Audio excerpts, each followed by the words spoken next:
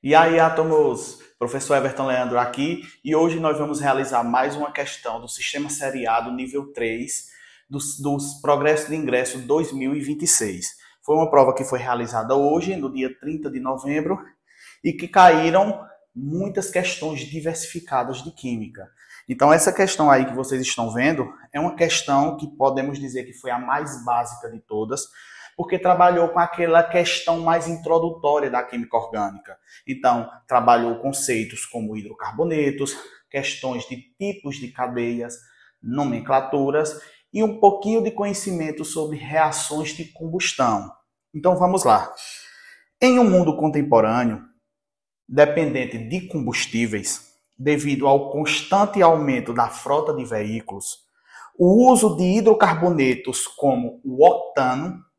Então, a gente já consegue perceber que aí nós vamos trabalhar primeiramente com hidrocarbonetos e ele ainda foi mais específico, que nós vamos trabalhar com o octano. Para quem não lembra essas regras de nomenclatura, o prefixo oct representa que essa estrutura ela é composta de 8 átomos de carbono. Então, a gente sabe que o sistema linear a gente representa de forma em zigue-zague. Então, 1, 2, 3, 4, 5, 6, 7, 8. O infixo an do octan representa ligações simples. Então, a gente vai interligar esses átomos por meio de ligações simples. E o sufixo O, como já disse anteriormente, representa hidrocarbonetos. Então, como ele deu um destaque ao octano, a gente precisa estar atento a como as alternativas vão explorar essa estrutura. Componente da gasolina, que permanece elevado. Esses compostos participam de reações de combustão, visando a obtenção de energia para movimentar os automóveis.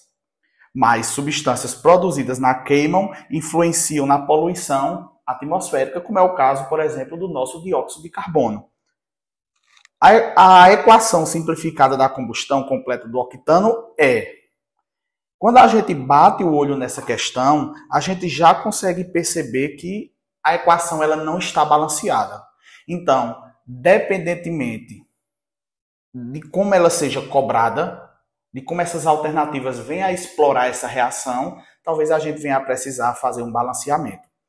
Mas aí a gente vê, por exemplo, que desse lado nós temos 8 carbonos do octano comparado a um carbono aqui do dióxido de carbono. Então, representando lá as leis ponderais, né, principalmente a lei de conservação da massa, a gente precisa ter, de um lado da seta, os reagentes, a gente precisa ter a mesma quantidade de elementos dos produtos. E aí a gente não vê isso sendo respeitado. Mas tudo bem, caso venha a ser cobrado, a gente leva isso em consideração para possivelmente fazer um balanceamento. Considerando os impactos ambientais associados ao uso desses combustíveis fósseis, então a gente percebe que vai ser cobrado mais uma questão de como esse dióxido de carbono ele vai causar impacto no meio ambiente. Então, pelo jeito, não vamos ter uma questão muito complexa.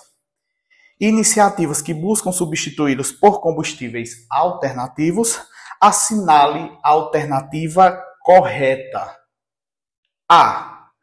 O octano é um hidrocarboneto de cadeia fechada. Já matamos a primeira alternativa. Por quê? Quando ele fala de cadeia fechada, quando a gente vê lá na nomenclatura, deveria estar ciclo octano. E a gente não percebe isso acontecer. Ele fala só octano, então é uma cadeia aberta.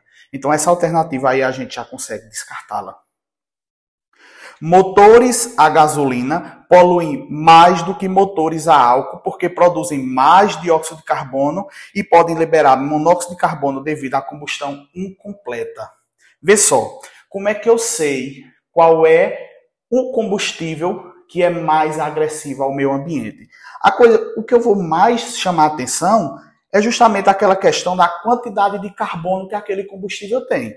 Então veja só, se nos meus reagentes eu tenho um combustível formado por carbono e nos meus produtos o único produto que possui esses carbonos é o dióxido de carbono. Então isso implica dizer que quanto mais carbono tem lá no meu combustível, mais dióxido de carbono será liberado para a natureza. Então vejam só, se aqui eu tenho 8 átomos de carbono, então provavelmente eu vou liberar 8 moléculas de dióxido de carbono. Então, tem que ser proporcional. As leis ponderais dizem o quê? Que a quantidade de reagentes que nós temos de um lado da seta tem que ser a quantidade de elementos, que temos de um lado da seta precisa ser exatamente igual da outra.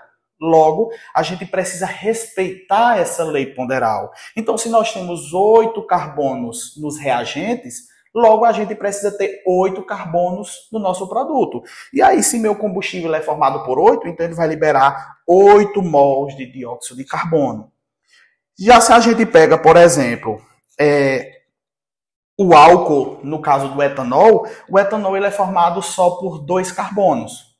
Logo, se ele é formado por 2 carbonos, ele acaba produzindo apenas 2 mols de dióxido de carbono. Então, ele é menos poluente que o octano. Então, essa questão aí a gente considera como verdadeira, porque, de fato, ele fala sobre essa questão do octano que está contido na gasolina ser mais agressivo do que outros combustíveis, como é o caso do álcool. Além disso, ele fala sobre a questão também do monóxido de carbono. Então, o que é essa combustão incompleta? Quando o nosso combustível está queimando, para essa queima acontecer, é necessário ter a presença de um comburente, que é basicamente o nosso oxigênio atmosférico. Quando a gente tem um problema relacionado à limitação desse comburente, desse oxigênio, a gente não faz uma reação tão completa e eficaz como deveria ser. E nossa transformação, nossa reação, ela acaba limitando a quantidade de oxigênio que entra para formar esses produtos. E ao invés da gente ter um dióxido de carbono, ou seja, um carbono formado por 2 oxigênios, a gente tem o monóxido de carbono, que é um carbono e um oxigênio, devido a essa falta de oxigênio. Então, é uma alternativa que a gente pode considerar como correta. Então, a resposta para a questão 41, do seriado é letra B.